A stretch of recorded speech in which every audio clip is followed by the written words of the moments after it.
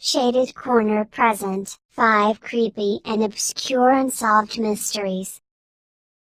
Number 5. The disappearance of Benjamin Bathurst. Benjamin Bathurst was a 19th century diplomat for Britain, relatively young and extremely proficient in his job, a man with seemingly limitless potential. In 1809, after conducting a diplomatic mission to Austria, he headed home, forced to take a more perilous route to avoid the French. He had been trying to convince the Austrians to attack Napoleon's forces, armed to the teeth, including 2 pistols he always kept on his person. Bathurst decided to travel through Germany, under the assumed name of Koch. On November 25, Bathurst and his German aide, Herr Cross, stopped at the small town of Perlberg, resting a while before continuing their journey. When the time had come to leave the inn at which they had stopped, Bathurst walked out the door, with Cross allegedly following afterward, only seconds behind. However, when Cross got outside, Bathurst was gone, never to be seen again. Cross himself eventually made it to England, weeks later, and told British officials of Bathurst's disappearance. A rather large investigation was undertaken, with Bathurst's wife herself spending a lot of money to have dogs scour the area surrounding Perlberg, but Bathurst was never found. Various articles of his clothing were discovered in the nearby area, but his body remained lost. The prevailing opinion is that he was either arrested by the French and later killed in prison or was simply another victim of the bandits who made traveling through Europe during the 19th century a risky proposition. Number 4. The Hessdalen Lights. Sightings of this particular phenomenon go back as far as 1811 and occur in the Hessdalen Valley, which is in the middle of Norway. However, in the early 1980s, the lights became much more frequent, with a peak of nearly 20 separate reports each week. Since then, the sightings have decreased in frequency, with observations numbering 10 to 20 per year. Normally, the lights are either bright white or yellow and hover above the ground. Various scientific studies have been commissioned to find out the source behind the lights, but no conclusive explanation has been found. There are cameras stationed around the valley, set up to take pictures of any bright light. Studies meant to refute some of the findings have pointed out a variety of logical explanations, including car headlights and mirages, though they admit that such things don't necessarily explain every occurrence.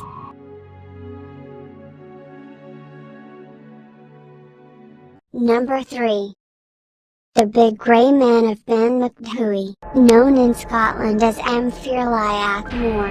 The Big Grey Man of Ben Macdhui is a cryptid, similar to the Yeti or Bigfoot. He is said to be found on Ben Macdhui, the largest peak in the Cairngorm Mountains, and it first became more than a local legend in 1889, when Professor Norman Cully allegedly saw it. Though he technically didn't see the Grey Man, he was quoted as saying, "I heard something else other than my own footsteps. For every few steps I took I heard a crunch and then another crunch as if someone was walking after me but taking footsteps 3 or 4 times the length of my own." Various other accounts have come from a number of people since then, including Peter Dinge, a member of the airplane rescue team for Ben Macdhui. Naturalist and mountaineer Alexander Tunian also claimed to have seen the Grey Man, firing 3 shots from his pistol at a figure which charged at him through the mist. A rock inspector, a phenomenon where an observer's shadow is cast upon the surfaces of clouds opposite the sun, has been claimed to be the cause of these so-called sightings, although that doesn't explain the sound of an extra pair of footsteps.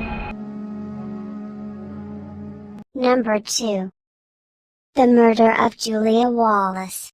Julia Wallace was a British housewife who lived at 29 Wolverton Street in Liverpool. On January 19, 1931, her husband William went to the local chess club for a regular game. When he arrived, he was told a message was left for him by a man named Qualdra, a name William didn't recognize, telling him to go to 25 Moonlove Gardens East. The next day, William did just that, leaving his wife at home. He ultimately discovered it was a phony address, having spent nearly an hour wandering up and down the road. Despaired, William went home, where he was shocked to discover his wife's bloody, beaten corpse lying in their parlor. Police arrested William about 2 weeks later, convinced he had left himself a phony message, as the call came from a box only a few hundred yards from his chess club.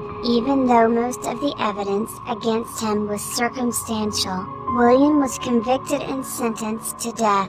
William's case was brought up to the Court of Criminal Appeal, which rarely overturned jury decisions. However, the court decided this case warranted it, and William was set free. To this day, no other person has been charged with the crime, and it remains unsolved. Number 1.